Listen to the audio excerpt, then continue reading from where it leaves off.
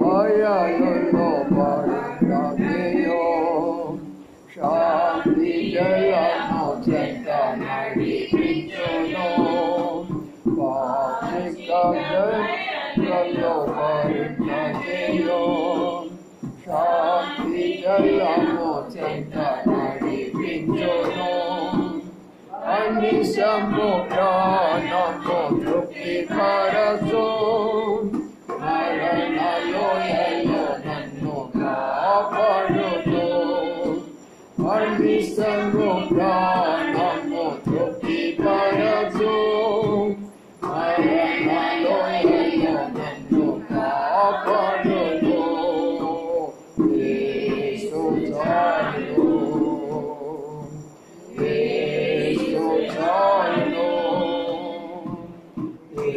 సమయమైన స్థితికైనా నా జీవితములో యేసు చాలును ఎవరెల్లరూ నన్ను విడచినను శరీరము కొలిమికు స్థితించినను ఎవరెల్లరూ నన్ను విడచినను శరీరము కొలిమికు స్థితించినను హరించిన నా ఐశ్వర్యము విరోధి వలె నన్ను విడచినను హరించిన నా ఐశ్వర్యము విరోధి వలె నన్ను విడచినను యేసు చాలును యేసు చాలును సమయమైన స్థితికైనా నా జీవితములో యేసు చాలును బైబిల్ బల పాడుకుందాము గ్రంథ వాగ్దానంబులన్నీ నావి వాటి అక్షయము వచనము రామదీయ ప్రేమ వాగ్దానంబులో గ్రంథ వాగ్దానంబులన్నీ నావి బైబిల్ మాట చదువుకుందాము మరుసనరి గ్రంథము మరుసనరి గ్రంథము 17 అధ్యాయం మరుసనరులు 17 అధ్యాయము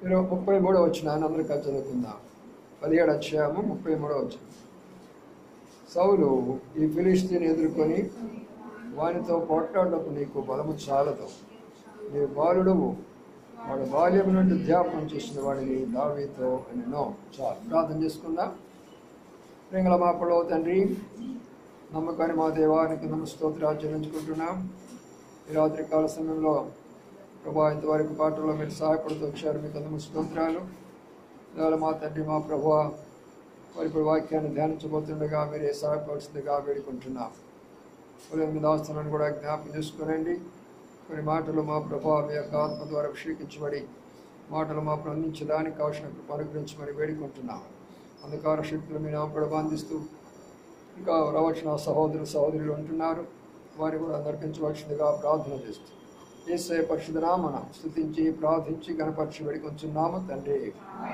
ఆమేన్.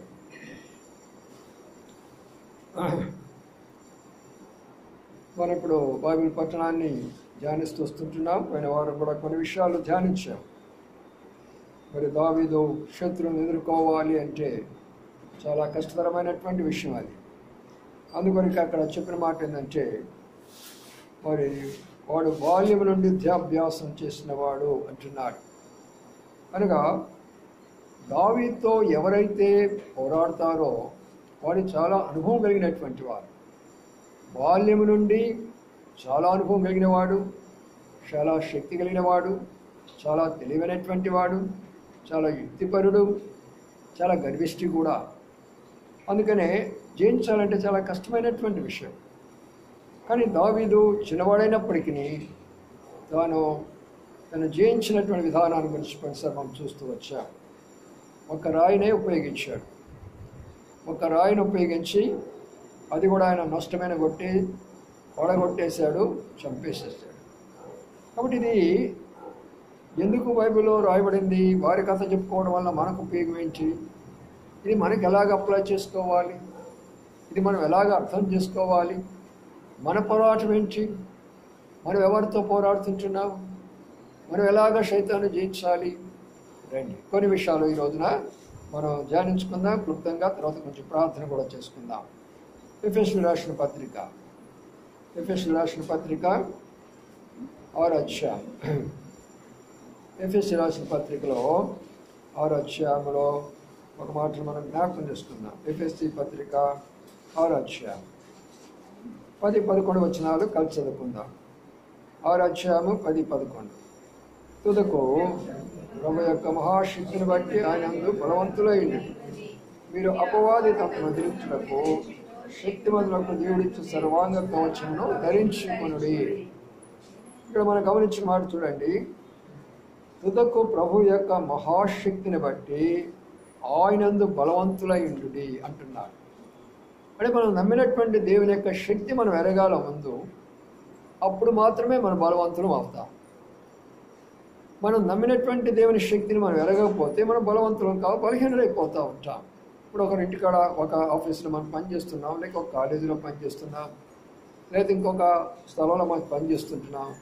ఇప్పుడు మనం గమనిస్తాం ఈ యొక్క యజమాని, లేక ఈ డైరెక్టర్ గారు, ఈ యొక్క గొప్ప అధికారి ఎంత స్థాయి గలవాడు.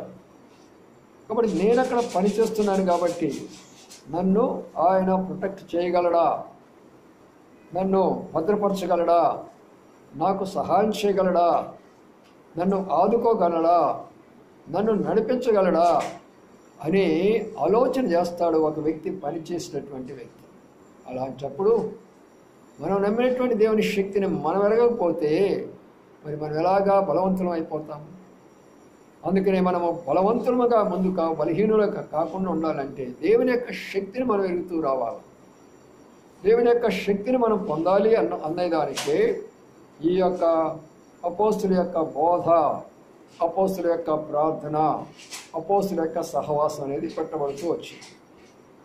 అంటే దాని అర్థం ఏంటంటే మనకు శక్తి రావాలంటే ఎంత వాక్యాన్ని మనం వింటూ వస్తామో మన విశ్వాసం అంతగా పెరుగుతూ వస్తుంది.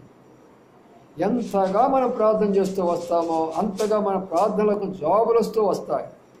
ఎంతగా ప్రార్థనలకు జవాబులు వస్తూ వస్తామో మనం అంతగా బలం పడి శైతాన్ని ఓడించేవారిగా ఉంటాం.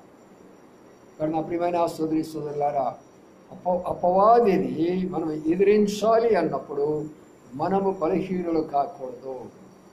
అందుకని బలహీనైపోయిన వారు బైబిల్ స్టడీకి రాలేరు, బలహీనైపోయిన వారు ప్రార్థనకు రాలేరు, అయిపోయినటువంటి వారు ప్రభు యొక్క కార్యాల్లో పాల్పొందలేరు, బలహీనైన వారు ఆరాధనకు కూడా రాలేరు.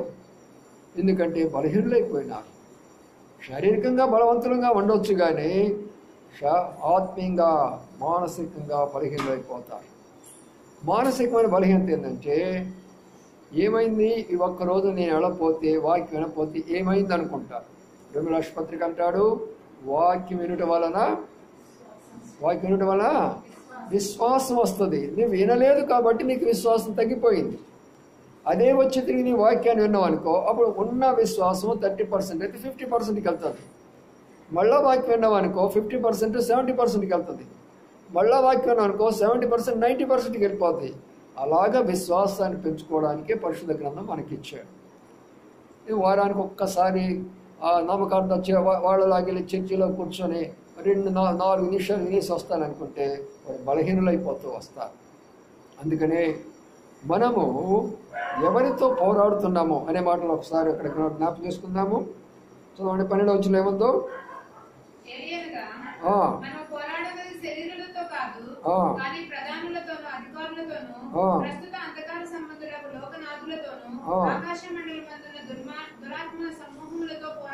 ఎంత పోరాటం అండి! ఎవరికైనా ఉంటుందా? ఇప్పుడు ఒక పాకిస్తాను ఇది భారతదేశం అంటే రెండు దేశాలు పోరాడతాయి, బాగానే ఉంటుంది. లేక రష్యా అమెరికా రెండు దేశాలు పోరాడతాయి, బాగానే ఉంటాయి. ఏమైనా రెండు కుటుంబాలు పోరాడుతూ ఉంటాయి, లేదా రెండు పార్టీలు పోరాడుతూ ఉంటాయి. ఇంత పోరాటమా ఒక క్రైస్తవునికి? ఇంత పోరాటమా దేవుని నమ్మిన కొన్ని బిడ్డలకి? ఏమంటున్నాడు? మనము పోరాడినది శరీరంతో కాదు కానీ ప్రధానులతోనూ. అంటే ఎవరు ప్రధానులు? మేమేనండి పరిపాలించేవాళ్ళ మొత్తము. మేమేమి చెబితే అది మీరు వినాల్సిందే. క్రైస్తులైనా కూడా రేపు రాబోతున్నది. ఇవాళ రేపు మరి వాళ్ళు పార్లమెంట్లో డిస్కస్ చేస్తుంటున్నారు. Sunday no holiday. సండే మేము ఎట్టి పరిస్థితిలో కూడా మేము మీకు సెలవేమో, శుక్రవారం ఇస్తాము కావాలంటే. ఇది ఏ రోజైనా ఇచ్చిన మాకేమంది, ప్రభు దగ్గరికి వచ్చి ఆరాధన చేసుకుంటాం. ప్రభు ఏం చెప్పాడు? 360 రోజులు నాయే. ఏ రోజైనా ఆరాధన చేసుకోవచ్చు, ఏ రోజునైనా స్వార్థ ప్రకటించుకోవచ్చు, ఏ రోజైనా చేసుకోవచ్చు. కాకపోతే ఆదివారం ప్రభు లేచాడనే దానికే కానీ అలాగా ప్రధానులు ఎంతోమంది మన కొరకై వ్యతిరేకమైనటువంటి చట్టాలు చేసేవారు ఉన్నారు. మనం ప్రార్థన ద్వారా ఆ చట్టాలను వెనక్కి తీసుకునే రీతిగా చేసేయాలి. దానిలో ప్రార్థన చేసినప్పుడు మరి రాజు ఏమైపోయినాడు? తన చట్టాన్ని వెనక్కి తీసేసుకున్నాడు. అబద్ధంగో దానియేలు వాళ్ళు ఆ సమయంలో ప్రార్థించినప్పుడు బబులోను రాజు చట్టాలను వెనక్కి తీసుకున్నాడు.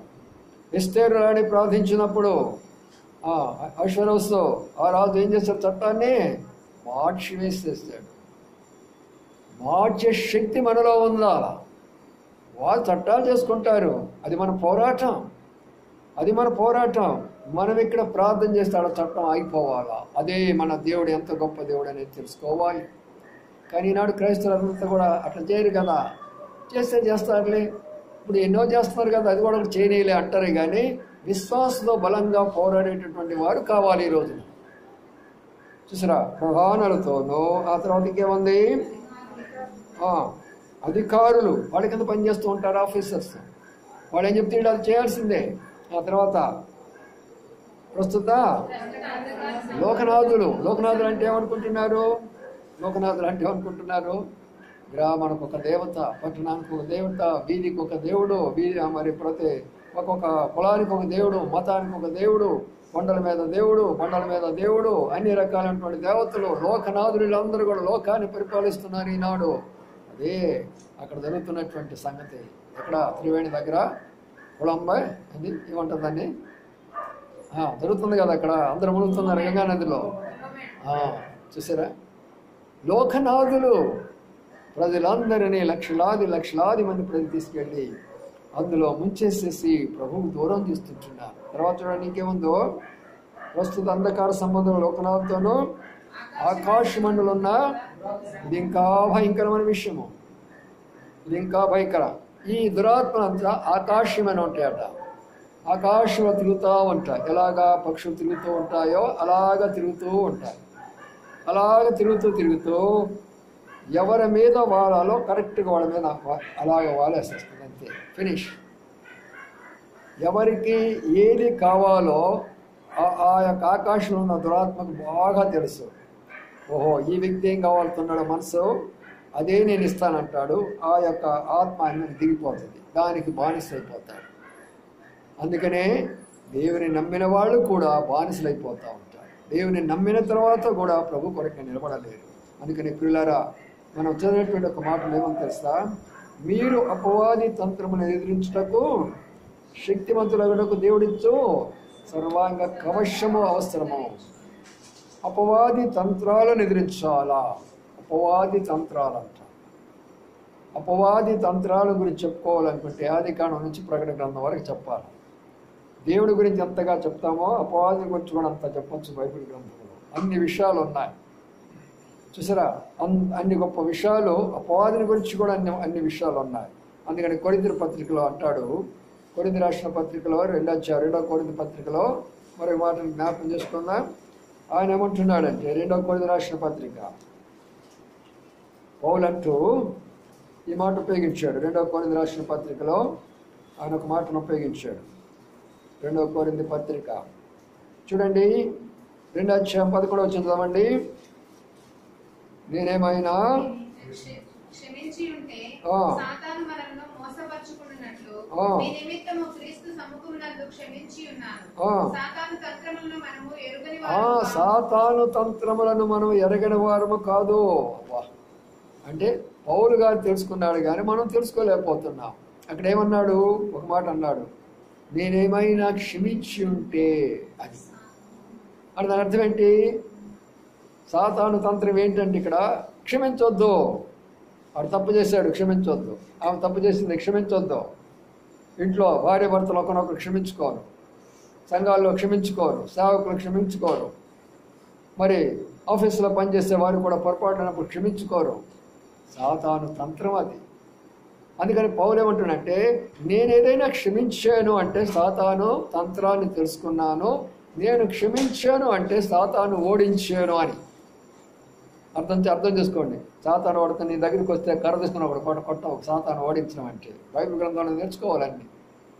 సాతాను ఓడించడం అంటే క్షమించే మనసు ఎప్పుడైతే నీలో ఉన్నదో అప్పుడేమన్నాడు? సాతానుడు గడగడలాడిపోతాడు. అరే వీడిద్దరిని తగాదా పెట్టేనే నేను, వీడు ఏం చేస్తున్నారు, ఒకనొకరు క్షమించుకొని మన దగ్గరికి అవుతున్నారు రా బాబు అని భయపడతాడు. అది మనమేమంటాము? ఎందుకు క్షమించాలా? నేనే తప్పు చేశానా? వాడు తప్పు చేసింది అంటే అప్పుడు ఏం చేశావు నువ్వు? సాతాను నవ్వుకుంటాడు. పర్వాలా, నా మాట వింటాడు. కడుపులారా, ఎందుకు ఈ విషయాలు నేను చెప్తున్నా అంటే సాతాను తంత్రాలు బైబిల్ గ్రంథంలో అనేకమైనవి ఉన్నవి. 1 కాదు 2 కాదు, ఎన్నో ఉన్నాయి చెప్పుకోవడానికి. చెప్పాలనుకుంటే బైబిల్స్లో అంతా చెప్పుకోవచ్చు ఒక సాతాను తంత్రాల గురించి. కానీ మనం గుర్తుంచుకోవాల్సిందంటే మనము ఆ సాతాను తంత్రాల్లో తెలియకుండానే ఉన్నామా? ఏమిటి ఆ సాతాను తంత్రాలు అనేది మీకు కొన్ని విషయాలు ఈ రోజున నేను స్పష్టంగా చెప్తాను. రండి మత్తయి సువార్తలోకి వెళదాము. మత్తయి సువార్త ఒక మాటను అక్కడ జ్ఞాపకం చేసుకున్న మత్తయి సువార్తలో ఉన్న మాటను 13వ అధ్యాయం. మత్తయి సువార్త 13వ అధ్యాయం.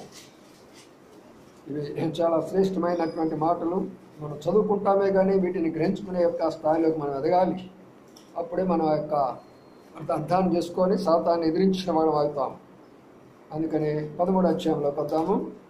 మత్తయి సువార్త 13వ అధ్యాయం చూడండి. అక్కడున్న మాటను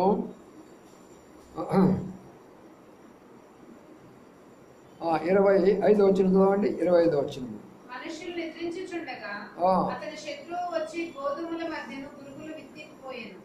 చూడండి 39వ వచనం. వాటిని విత్తిన శత్రువు అపవాది. చూడండి, వాటిని విత్తినటువంటి శత్రువు అపవాది ఏం విత్తాడంట? గురుగులు విత్తాడంట.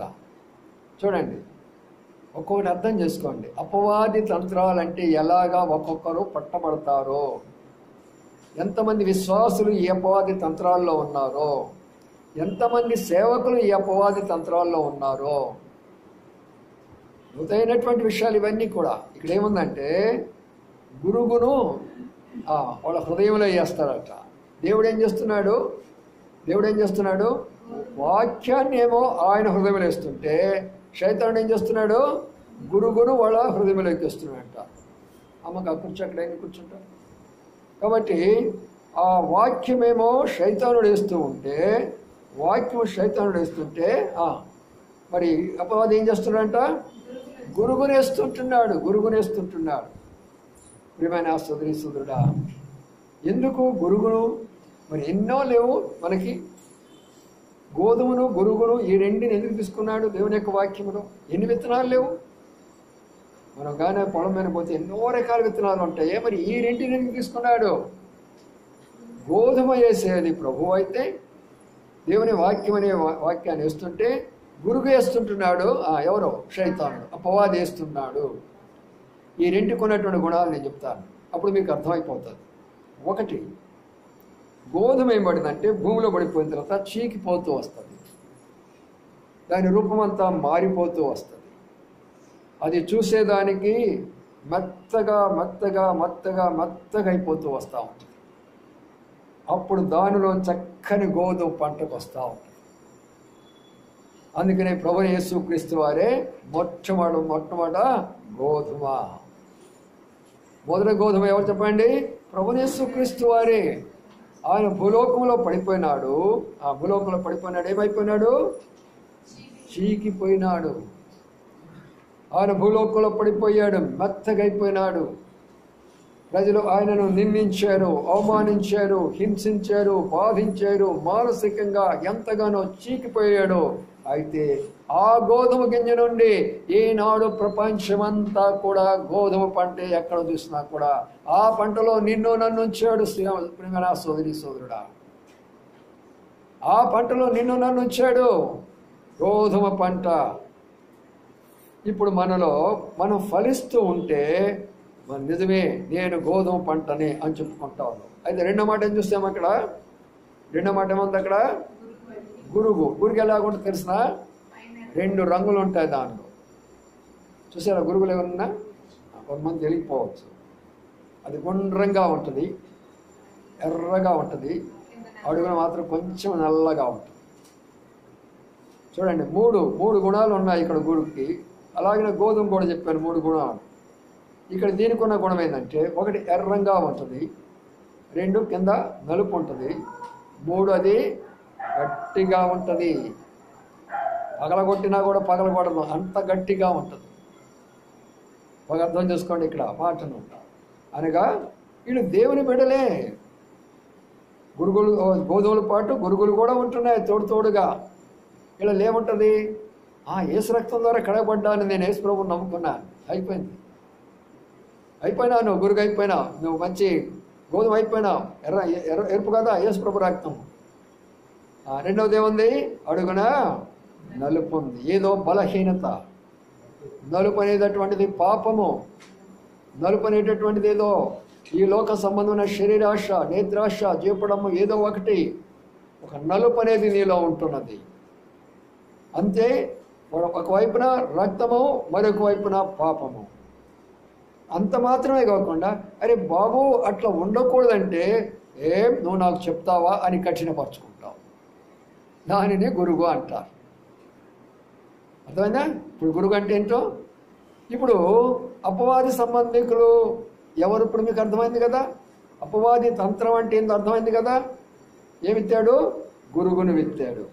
ప్రభువా, నా హృదయంలో గోధుమ ఉందా, లేక గురుగుందా?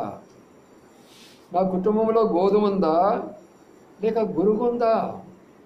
నా కుటుంబంలో, నా యొక్క సంఘములో గోధుమలుగా ఉన్నామా, లేక గురుగులుగా ఉన్నామా? అందుకనే అపవాది తంత్రములను మనం ఎదిరించాలి అంటే సామాన్యమైన విషయం కాదు. ఎంతమందికి తెలుసు చెప్పండి? అందరూ అనుకుంటారు, బైబిల్ నా చేతిలో ఉంది, ప్రార్థన చేస్తున్నాను, ఆరాధన చేస్తున్నాను, వాక్యం కూడా చెప్తున్నాను, అన్నీ బాగానే ఉన్నావు, కానీ గురుగు ఎక్కడ ఉన్నది? గురుగు ఎందుకు ఎట్లా వచ్చేసింది? శత్రువు నీ దగ్గరికి వచ్చి నీ హృదయంలో ఉడికించేసేసాడు. అందుకనే మనము అపవాది తంత్రాలతో యుద్ధం చేయడం అంటే ఇదే.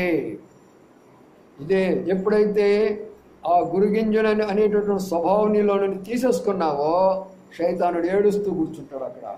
అరే, నేను గురుగులాగా పోవాలనుకున్నానే, నన్ను తీసి పక్కన పడేసేసేళ్ళు అని అలాంటి యొక్క విశ్వాసులను, అలాంటి సంఘాలను, అలాంటి సేవకులను చూస్తుంటే సైతాను బయట కూర్చొని ఏడుస్తూ ఉంటాడు. అలాగ లేకుండా ఇవన్నీ కలిగినటువంటి వారు వేలాది మంది అక్కడ ఉన్నా కూడా శైతాను మధ్యలో నవ్వుకుంటూ ఉంటాడు. అరే, మీరు అందరు ఇక్కడ గుంపుగా కొడుకున్నారు, ఏదో సినిమా హాల్లాగా, మీలో ఉన్నాయన్నీ గురుగులేరా, ఒకసారి చూసుకోండి రా అంటాడు. అందుకనే అపవాది తంత్రాలు ఎదిరించాలా.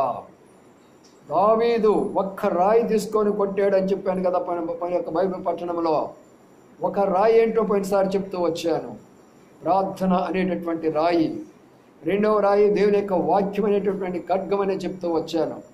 కాబట్టి మన మీద వేసినటువంటి అగ్ని బాణాలను మనము ఎదిరించాలి అన్నప్పుడు మనం ఉపయోగించవలసినటువంటి ఈ రెంటిని కూడా మనము జ్ఞాపకం చేసుకోవాలి. అప్పుడు అపవాది వేసేటటువంటిది చూసారా. కాబట్టి ఇక్కడ గురుగులు గోధుమలు రెండు ఒకే స్థలంలోనే ఉంటున్నాయి. అయితే మరి ఆ యొక్క యజమానుడు వచ్చినప్పుడు గురుగులను ప్రక్కన చేరుస్తాడు, గోధుమలు తీసుకెళ్ళి తన యొక్క గంపలో వేసుకుంటాడు. మనం గురుగులుగా ఉన్నామా? దేవుడు వచ్చినప్పుడు విడిచిపెట్టబడతాం. గోధుమలుగా ఉన్నామా? ఆయన పరలోకంలో వేసుకుంటాడు. మనం వాళ్ళ వైపు చూడాల్సిన పని లేదు, ఆ సంఘం ఈ సంఘం వైపు చూడాల్సిన పని లేదు, ఎవరి వైపు చూడాల్సిన పని లేదు. ఇంత శ్రేష్టమైనటువంటి దైవ వాక్కులు ప్రభు మనతో మాట్లాడుతుంది. ఇంకేం కావాలా మనకు? ప్రభా నన్ను ఒక మంచి గోధుమగా మార్చయ్యా. లూకాసు వార్త 8వ అధ్యాయంలోకి వద్దాము. లూకాసు వార్త 8వ అధ్యాయంలోకి వస్తాము. అక్కడ ఒక మాటను ప్రభు జ్ఞాపకం చేస్తుంటున్నాడు. లూకాసు వార్త 8వ అధ్యాయంలోకి వస్తే అక్కడ ఒక మాటను ప్రభును జ్ఞాపకం చేస్తుంటున్నాడు. 8వ అధ్యాయం లూకాసు వార్త 8వ అధ్యాయం 12 వచ్చిన అందరు కలిసి చదువుకుందాం. 12 ప్రక్క నుండి వారు వినివారు కానీ నమ్మి రక్షణ పొందుకున్నట్లు అపవాది వచ్చి వారి హృదయంలోనున్న వాక్యము ఎత్తుకొని పోవును. అపవాది తంత్రం రెండవ దానికి వస్తుంది, మూడవ దానికి వస్తున్నాం. మొదటిది క్షమాపణ, రెండవది గురుగింజ, మూడవది ఇక్కడ ఏమొస్తుంది? చెప్పండి. వాక్యాన్ని, ఎంత మంచి వాక్యాన్ని మీకు అందిస్తున్నాము. దేవుని కృపను బట్టి ప్రతిరోజు చెప్తూనే ఉన్నాను. నేను ఈ యొక్క ఫోన్లో మీకు ప్రతి ఒక్కరికి పంపిస్తూనే ఉన్నాము. ఎంతమంది ఉపయోగించుకుంటున్నారో అది మీ యొక్క వంతు. నా యొక్క బాధ్యత, నాకు దేవుడు ఇచ్చినటువంటి వరాన్ని నేను ఉపయోగించుకొని దాని కొరకై పోరాడుతూనే వస్తూ ఉంటాను. అందుకని ఇక్కడ ఏమవుతుందంటే, వాక్యాన్ని పడిన వెంటనే శత్రువు ఏం చేస్తుందంట? అపవాది ఏం చేస్తుందంట? ఎత్తుకొని పోతుందట. వీళ్ళు ఎవరు అంటే ఎప్పుడు చూసినా అలాగనే ఉంటారు. ఏమి మార్పు కనబడదు వాళ్ళలో. ప్రభువుని నమ్ముకోముందు ఎలాగున్నారు, ప్రభువుని నమ్ముకున్న తర్వాత కూడా అలాగే ఉన్నారు. మందిరానికి వస్తారే కానీ ప్రభు యొక్క రూపురేఖలు ఏమి కనబడవు. మరి బైబిల్ చదువుతారే కానీ ఆ బైబిల్ అర్థం కానే కాదు. ప్రార్థన చేస్తారే కానీ దానికి జవాబు రానే రాదు. ఏమిటిరా కారణం అంటే, ఆ విన్నారే కానీ వాక్యము లోన సైతాను ఉంచలా, దాన్ని తీసుకుని వెళ్ళాడు. ఇప్పుడు నీళ్ళు ఉన్నాయి అనుకోండి, ఒక గ్లాసులో నీళ్ళు ఉన్నాయి అనుకోండి, ఒక పాలు ఉన్నాయి అనుకోండి.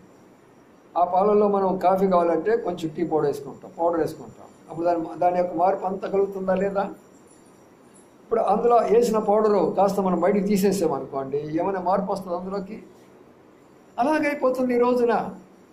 వాక్యాన్ని బాగా వింటున్నామే కానీ ఇన్న వాక్యాన్ని ఇంటికి వెళ్ళి ఏం చేస్తున్నాం మనము? దాన్ని ఏం చేయాలా? సాధనము చేయాలా. వాడు మనం చదువుకున్న మాట, బాల్యము నుండి అభ్యాసము చేసిన వాడు ఎవరు? గొల్యాతు. బాల్యం నుండి అభ్యాసం చేసిన వాడు ఎవరు? అపవాది. మరి నీవు నేను మన వయసు అంతా అపవాదితో పోల్చుకుంటే 6000 సంవత్సరాలు కలిగినటువంటి అపవాది యొక్క జ్ఞానము 60 సంవత్సరాలు 70 సంవత్సరాలు ఉన్న నాకేమర్థం అవుతుందో చెప్పండి. ఇంకా 30-40 ఉన్నా మీకేమర్థమవుతుంది?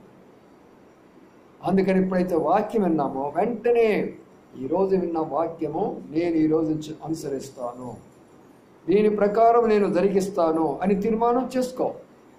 అప్పుడు వెంటనే శైతానుడు ఓడిపోతాడు అక్కడ. అది నీ పోరాటం గెలిచినట్లు.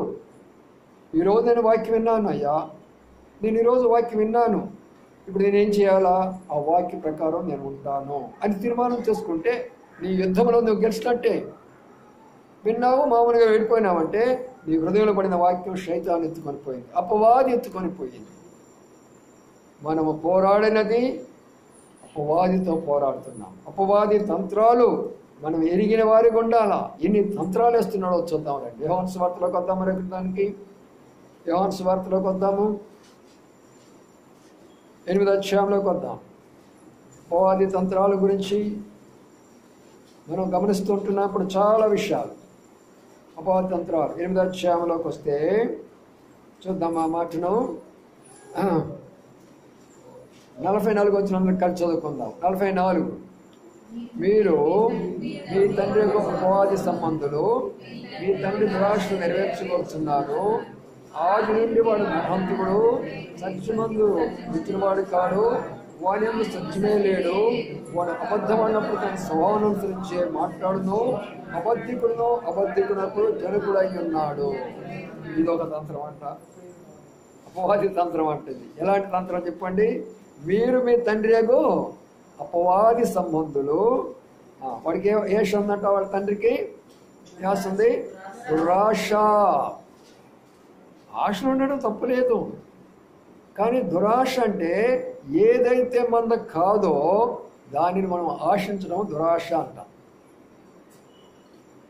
మనకు మించినటువంటిది ఏదైతే మనం కోరుకుంటామో దానిని దురాశ అనుకుంటాం. మనం శక్తి మించింది ఏదైతే చేయాలనుకుంటామో దాన్ని దురాశ అనుకుంటాం. అందుకనే ప్రభు అన్నాడు, ఎవరికి వారి వారి సామర్థ్యత కొలదిచ్చేశాడు. ప్రతి ఒక్కరికి వారి వారి సామర్థ్య ప్రకారం, ప్రభు నాకు ఇచ్చిన సామర్థ్యం ఇదేనా, ఈ గుంటూరులో ఈ సంఘము ఈ యొక్క మందను కాసుకునే సామర్థ్యం నాకు ఇచ్చావా ప్రభు, చాలు నాయన. ఎక్కడికో వెళ్ళి పెద్ద పెద్ద సంఘాలకు వెళ్ళి వాళ్ళతో దగాలు వేసుకోవడం, కొట్లాటేసుకోవడం, కేసులు పెట్టుకోవడం ఎందుకయ్యాని? నాకు ప్రశాంతంగా ఉండి సంఘంలో ఉండి ఆత్మీయంగా ఎదుగుతూ ప్రభు వచ్చినప్పుడు ప్రభు దగ్గరికి వెళ్ళడం మనకు శ్రేష్టమైన విషయం కదా. అందుకనే ప్రియులారా, ఇక్కడ ఉన్నటువంటి యొక్క రహస్యం ఏంటంటే, వీడు ఇక్కడున్న మాట దురాశలు, ఎన్ని రకాలైనటువంటి దురాశలు ఉన్నాయో చూడండి. ఎందుకు ఈ విషయాలు చెప్తున్నామంటే, క్రీస్తును నమ్మినటువంటి వారు, విశ్వాసులకు వస్తున్నటువంటి వారు, ఆరాధిస్తున్నటువంటి వారు, ప్రభు బలలో పాల్పొందుతున్న వారికి ఈ లక్షణాలు ఉండకూడదు. ఏ లక్షణాలు ఉండకూడదని చెప్పానో, క్షమించే గుణం మనకు ఉండాలి మొదటిగా. రెండవదిగా గురుగింజ స్వభావం మనలో ఉండకూడదు. మూడవదిగా వాక్యాన్ని భద్రపరచుకోవడం నేర్చుకోవాలి. ఇప్పుడు నాలుగవది ఇక్కడికి వస్తే దురాశలో నుంచి మనం బయటికి రావాలి.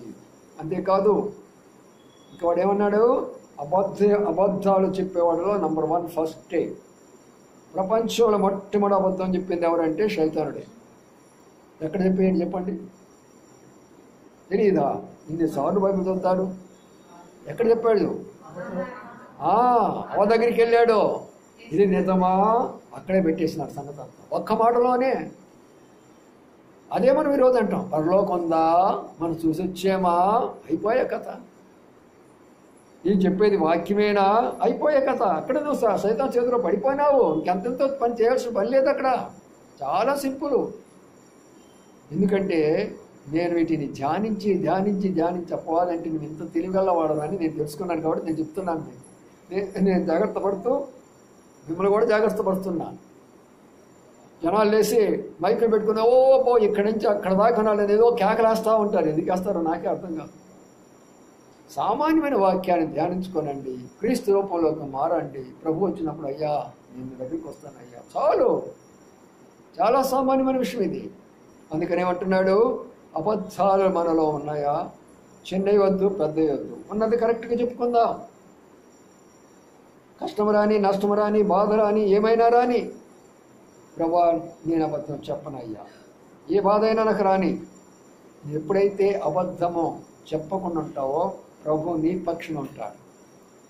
ఏ పరిస్థితి కొరకే నిజాయితీగా నువ్వు జీవించావో ఆ పరిస్థితిలో నేను విజయుడిగా చేస్తాడు. నువ్వు ఏ పరిస్థితిలో అబద్ధం చెప్పి ఓడిపోయినావో ప్రభువుని దుఃఖపెడతావు, నీవు అవిధేయుడైపోతావు, దేవునికి దూరం అయిపోతావు. అందుకని నా ప్రియమైన సోదరి సోదరులారా, అపవాది తంత్రాలంటే సామాన్యమైన విషయం కాదు. అందరికీ వేస్తాడు, ప్రతి ఒక్కరికి వేస్తాడు. ఈ పోరాటంలో అందరూ ఓడిపోతూ ఉంటున్నారు. సరే, ఇంక చాలా ఉన్నాయి చెప్పుకోవడానికి సమయం లేదు, ఇంకొకరు చూసేస్తాను. అది కూడా చూద్దాము. ఇది ఇంకా భయంకరమైనటువంటి విషయం. ఇది 2 కొరింథీ రాష్ట్ర పత్రిక. 2 కొరింథీ రాష్ట్ర పత్రికలో ఈ విషయాన్ని మనం జ్ఞాపకం చేసుకుందాం. 2 కొరింథీ అక్కడ ఒక మాటను మనం జ్ఞాపకం చేసుకుంటే, అపవాది అనే విషయాల గురించిన విషయాలు చాలా ఉన్నాయి, కానీ ప్రభు సమయం ఇచ్చినప్పుడు మరొకసారి ధ్యానించుకుందాం. చూడండి ఎంత మంచి మాటో. ఇక్కడ 13వ వచనాన్ని అందరూ చదువుకుందాం. 13 2 కొరింథీ 11వ అధ్యాయం 13. 2 కొరింథీ 11వ అధ్యాయం 13, 14 చదువుదాం. ఏలనగా అట్టివారు క్రీస్తు యొక్క పోస్తుల వేషము ధరించుకున్న వారయ్యండి, అపోస్తలులను మోసగాండ్రు పనివారై ఉన్నారు. ఇది ఆశ్చర్యము కాదు, సాతాను తానే వెలుగుదూత వేషం ధరించుకున్నాడు గనుక వారి పరిచారకులు నీతి పరిచారకుల వేషం ధరించుకున్నట గొప్ప సంగతి కాదు, వారి క్రియల మూలంగా వారికి అంతం కలుగును. ఇక్కడ చూడండి, అపవాది ఎలా కనబడుతున్నాడంట, ఎలా కనబడుతున్నాడంట, వెలుగుదూత. ఇది అసలు ఎవ్వరూ కనుక్కోలేరు. ఎంత మెచ్యూర్డ్, మనం ఎంతగా ఆత్మీయంగా ఎదిగినా కూడా ఇక్కడ పడిపోతూనే వస్తాం. ఎందుకంటే వాక్యము చూపించి మార్గాన్ని తప్పిస్తారు వాళ్ళు, అంత తెలివాడలో. మిగతా అన్నీ మనం వరికి తెలుసుకుంటాం, అరే వీళ్ళు వాక్యానుసారంగా చెప్పడం లేదురా అని వెంటనే తెలుసుకుంటా ఉంటాం. కానీ వీళ్ళు ఏం చేస్తారు తెలిసిన, వాక్యం కరెక్ట్గా మనకు అనిపించేటట్టుగా చూపిస్తారు. చూసారా, మొన్న ఒక ఆయన మంచి బోధ చేశాడు జనాలందరినీ. మీరందరూ కూడా హిందువులు అయిపోయినారు, ప్రభుని అంగీకరించారు మీరు, పాపం చాలా సంతోషము. కానీ మీ భర్తలు మీ బిడ్డలందరూ కూడా చాలా బాధపడుతున్నారండి, ఇక్కడ మిమ్మల్ని చాలా బాధిస్తున్నారమ్మా, ఎందుకంటే మీరు బొట్టు పెట్టుకోలేరు. అందుకని మీరు ఏం చేస్తారంటే, బొట్టు ఒక పని చేయండి, మనకు ఒక సిలువ గుర్తుంటుంది, అదే చదువుకొని వచ్చేసేయండి చాలు. అంత బాగుంది టీచింగ్, అవునా కదా? ఒక సిలువ పట్టేసుకుంటే ఆ సంఘం వందలాది పడుతున్నాడు, మారిపోయినారు ఆయన మాటకు. అందరు సిలువ బొట్లే, ఇప్పుడు ఎవరు పెట్టినా సిలువ బొట్లే. వాళ్ళేమో సవి బొట్లు పెడితే, వీళ్ళేమో హరి బొట్లు పెడితే, వీళ్ళేమో సిలువ బొట్లు పెడుతున్నారు. దేవుని వాక్యం ఏమని తెలుసా, నీ దేహము దేవుని ద్వారా నీకు అనుగ్రహించబడిందని నీ వెరగోవా? దేహం మీద మనకి అధికారం ఉంది. చెవులకి నువ్వు రంధ్రం పెట్టుకోవడం కూడా తప్పే, గుర్తించుకో. దేవుని యొక్క ఇచ్చిన దేహానికి నువ్వు రంధ్రం పెడతావా? ముక్కుకు నువ్వు రంధ్రం పెడతావా? అది దేవుని యొక్క దాన్ని తెలియదా మీకు? అంటే ప్రభుని ఎరక ముందు పెట్టారు చిన్నప్పుడు, అవి వస్తూనే ఉన్నాయి. కానీ తెలిసిన తర్వాత బిడ్డలకి పెట్టకూడదు, ఎట్టి పరిస్థితులు కూడా పెట్టకూడదు. కానీ చిన్న బిడ్డలు అయినప్పుడు వాళ్ళ యొక్క తాతలు వాళ్ళంతా ప్రేమతో పెట్టుకుంటారు, ఏదో అయిపోయింది. కానీ ఇక్కడ ఉన్న మాట ఏంటంటే, ఆ రకమైనటువంటి బోధ ద్వారా ప్రజలను తప్పుదారిలో పట్టిస్తున్నారు. వెలుగుదూత రూపంలో ఈనాడు సంఘములో ఎన్నో రకాలుగా ప్రజలందరినీ కూడా పాడు చేస్తూ ఉంటున్నారు. ఇంకొకరేమన్నారు తెలిసిన, సినిమా చూడటంలో తప్పేం లేదండి, చాలా పెద్ద బోధకుడు, అందులో మంచి తీసుకో, చెడ్డ విడిచిపెట్టుగా. అరే సినిమా అంటేనే అబద్ధము, దానిలో మంచి ఏముంటుంది? ఒక వ్యక్తికి భారీగా నటిస్తుంది, నిజమేనా? అది అబద్ధమా? నిజమా? అబద్ధం కదా. మరి అబద్ధాన్ని చూసేదేంది అక్కడ? అసలు సినిమా అంటేనే అబద్ధము. ఆ అబద్ధాన్ని కొంచెం చూసి కొంచెం మంచి తీసుకురంటే నీ దగ్గర లేదు, అది నీ బైబిల్ గ్రంథంలో లేదా? ఒక బోధ కూడా అండి ఇలాంటి బోధ నువ్వు చేసేది. వేషము ఇదానంతా కూడా భయంకరమైనటువంటి వేషధారులు అయిపోయినారు. డబ్బు సంపాదన కొరకాయి, పేరు సంపాదన కొరకాయి, జనాలను మోసం చేసేదాని కొరకాయి అపవాది తంత్రాల్లో పడిపోయినారు. వాళ్ళ చేతుల్లో వలలో పడ్డారు. వాడు వలేశాడు, వలలో పడ్డారు అందరూ, అంతే. చూసారా ప్రియులారా? ఇంకొక ఆయన చెప్పినాడు, నేను ఇంకా బాగా చెప్పాడంట. యేసు ప్రభు వారు ఎవరో కాదండి, శ్రీకృష్ణుడి యొక్క కుమారుడు అవుతాడండి. హిందువులకేమో ఆయన దేవుడైతే ఆయన కుమారుడు ఈయనంట. ఈ పాస్టర్ గారు చెప్తున్నాడు ఈ మాట. ఒక పాస్టర్ గారు చెప్పేది ఈ మాట. ఇలాగ వాళ్ళని ఏమనాలా? వెలుగుదూతలు గారా వీళ్ళందరూ? అవుతారా కాదా? వెలుగుదూతలు అవుతారు, వెలుగుదూతలు. కాడు ప్రియమైన సోదరి సోదరులారా, కదిలాడితే చాలు ప్రతి సంఘములో నాట్యాలే, ప్రతి సంఘంలో డాన్సులే. పాస్టర్లు, ఫాదర్లు, వృద్ధులుగా ఉన్నవారు కూడా నాట్యాలు చేస్తున్నారు. అదేమిటి ఏమంటారు తెలిసిన? ఇప్పుడే చెప్పాను మీకు, వాక్యం చూపిస్తారు. దావీదు నాట్యం చేయలేదా? దావీదు నాట్యం చేసినప్పుడు మనం నాట్యం చేయకూడదా? దావీదు ఎక్కడ సంఘంలో నాట్యం చేశాడా? దావీదు నాట్యం చేసినప్పుడు ఇప్పుడు సంఘం ఉందా? అప్పుడు యేసుప్రభు వచ్చాడా? సంఘం కట్టాడా? ఆయనేదో రోడ్డు మీద ఎగిరితే అది తీసుకొచ్చిన సంఘంలో పెడతానంటే, ఇలాంటిగా వెలుగుదూత ఒక్కొక్కడు చూపించదను ప్రజలను మోసం చేసి చక్కగా దేవునికి దూరం అయిపోతూ ఉంటారు. అందుకని నా ప్రియమైన సోదరి సోదరులారా, అపవాది తంత్రాలు మనం ఎదిరించాలి అన్నప్పుడు వాక్యం మనకు అవసరము, ప్రార్థన మనకు అవసరము. ఈ రెంటి ద్వారానే వాటిని మనం జయించగలము. ఈ రెంటి ద్వారానే మీరు జయించగలము. 3 క్రైస్తవులు ఉన్నారంట. 3 క్రైస్తవులు అంటే మరి ఒకరోజు అడిగారంట, అయ్యా నువ్వు ప్రభు నమ్ముకున్నటువంటి క్రైస్తవుడు కదా, ఉదయం లేస్తే నువ్వేం చేస్తావయ్యా అంటే నేను ఉదయం లేచిన వెంటనే ఒక కప్పు టీ తాగేస్తాను అని అన్నానంట. మరి చాలా బాగుంది ఇది, చాలా చంత నిజమే, నిజం లేచినప్పుడు టీ తాగుతున్నావు కదా, మంచిదే అని అనుకున్నాడంట. సరే మరి నువ్వు ఎప్పుడైనా నువ్వు పరలోకం దేవుని యొక్క స్వరమంటం కానీ పరలోకం కానీ లేదా ఏదైనా దాని గురించి ఆలోచించా అంటే అది తర్వాత చేసుకుంటాను కానీ ముందు పని ఇది చేసుకుంటాను అన్నాడంట. రెండో ఆయన దగ్గరికి వచ్చానంట. నువ్వేం చేస్తావయ్యా అన్నాడంట. నేను ఉదయం లేచిన వెంటనే వాకింగ్కి వెళ్ళి బాగా వచ్చి స్నానం చేసుకుంటాను, అప్పుడు బైబిల్ చదువుతాను అన్నాడంట. ఓ అలాగనా, సరే మంచిది, నువ్వు కూడా మంచిగానే చేస్తున్నావు. ఎప్పుడైనా సరే దేవుని యొక్క స్వరం వినటం కానీ లేక నీకు ఏదైనా ప్రభు మాట్లాడుకునే అనుభవం ఉన్నదంటే అవన్నీ లేదు, నేను తర్వాత వచ్చి బైబిల్ చదువుకుంటానంట. మూడో ఆయన అడిగినాడంట, నీవేం చేస్తావయ్యా ఉదయం లేస్తా అంటే నేను లేచిన వెంటనే బైబిల్ చదువుకుంటాను, ప్రార్థన చేసుకుంటాను, ప్రశాంతంగా ఉంటుంది, ప్రభు నాతో మాట్లాడుతూ ఉంటాడు. దినమంతా నేను ఎక్కడికి వెళ్ళినా కూడా ప్రతి పనిలో నేను సాధనం నాకు ప్రతిదీ సంపాదించుకొని తిరిగి వస్తాను. నేను నా ప్రియమైన సోదరి సోదరులారా, ముగ్గురు క్రైస్తవులే, ముగ్గురు విశ్వాసులే. ఒకరేమో టీ కొరకై, ఒకరేమో వాకింగ్ కొరకై, ఒకరేమో వాక్యం కొరకై. మనం దేని కొరకై? మనం దేని కొరకై? అందుకనే దావీదు గొల్యాతును కొట్టాలంటే లోక సంబంధమైన ఉపయోగించాడా? ఉపయోగించడా. ఏం చేశాడు? రాతిని తీసుకున్నాడు. ఎక్కడికి వెళ్ళాడు రాతిని తెచ్చుకోవడానికి? ఎక్కడికి? ఏటికి వెళ్ళాడు. ఏట్లో ఏమంటే చెప్పాను, నీళ్లుంటాయి, ముందు నీళ్లుంటాయి ఏట్లో. అక్కడ నున్నని రాళ్ళు తీసుకొని వచ్చాడు. ఏరు ప్రవహించినటువంటి దేవుని యొక్క వాక్యంలో నుంచి మనం ఒక్కొక్క అనుభవాన్ని తీసుకొని రావాలి. అందుకనే ప్రియమైన సోదరుల సహవాసంలో ఉన్నటువంటి అనుభవంలో మనము వాక్యమును తీసుకొని రావాలి. ఒక్కొక్క రాయి 5 రాళ్ళు ఇచ్చాడు దేవుడు. బైబిల్లో కూడా 5 రాళ్ళు ఉన్నాయి. ఒక్కొక్క రాయి గురించి చెప్తున్నాను నేను. ఆ ఒక్క రాయితోటి గొల్యాతు నిలబడిపోయినాడు. ఎక్కడ కొట్టాడు? నొస్తుని కొట్టాడు. ఎందుకు నొస్తుని కొట్టాల్సి వచ్చింది? వాడు ఒళ్ళంతా కూడా కవర్ చేసుకొని ఉంటాడు. వాడు దొరకడు మనకు. వాడు ఆలోచన మీద మనం కొట్టాలా. ఎవడైతే మన కొరకు ఆలోచన చేస్తున్నాడో, ఫలానా వ్యక్తిని పడగొడతాము, ఫలానా కుటుంబాన్ని పడగొడతాము, ఫలానా సేవను పడగొడతాము, ఫలానా సేవకుడు పడగొడతామని ఏ ఆలోచన చేస్తాడో కరెక్ట్గా కొట్టామంటే అక్కడ వాక్యం ద్వారా ప్రార్థనతో కొట్టామంటే వాడు కింద పడిపోవాల్సింది. అందుకని అటు అనుభవంతో మన ఆత్మీయ జీవితంలో ముందుకు పడతాం. రండి కొంత సమయం ప్రార్థనలో గడుపుకుందాము. మనకు శనివారం ప్రభుత్వమైతే మన సోదరుడు జాషువా గారి ఇంట్లో కూడా ప్రార్థన కూడుకుంటుంది కాబట్టి మరి తిరిగి ఆ రాత్రి మళ్ళీ ప్రార్థన జరిగించాలంటే కొంచెం మనకు కూడా అందరూ రావాలంటే ఇబ్బంది పడతారు. కాబట్టి కొంత సమయాన్ని ప్రార్థనలో గడుపుకుందాము. వాక్యం అనుభవంలో మనం ప్రార్థన చేసుకుందాము. మందిర కొరకై ప్రార్థించండి. మరి ఆదివారం అందరూ కూడా వచ్చేదానికి ప్రార్థిస్తురండి. ప్రభు యొక్క కార్యం కొరకై శనివారం అందరూ వచ్చిన పరిచయం కొరకై ప్రార్థించండి. గత రాత్రి మన సహోదరి విజయలక్ష్మి ప్రదర్శించిన పరిచయం బట్టి ప్రభుని స్తుతిస్తుంటున్నాం. అట్లు ఇంకా మరి దేవుని యొక్క మందిర యొక్క స్థలం అవసరం మనకు.